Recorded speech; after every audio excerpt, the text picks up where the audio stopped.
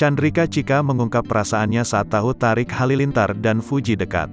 Dilansir Grid, ide dari akun Instagram @rumpi_gosip pada Jumat, tanggal 11 Februari tahun 2022, Chika menuding bahwa Tarik dan Fuji sudah dekat saat Tarik masih bersama dirinya.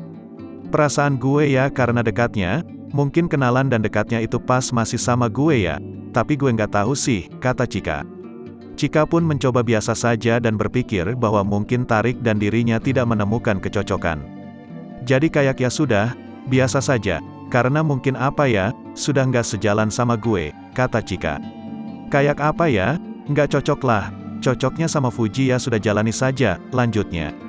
Warganet pun tak ketinggalan mengomentari hal ini. "Ya udah yok ikhlasin, Ci," tulis akun @Shakila_Arumi_20. "Ikhlasin aja cari yang lebih ganteng dan kaya," tulis akun @Penguinmandi. "Sudahlah masih banyak cowok, kalau jodoh ya gak kemana," tulis akun @Hairunisa719.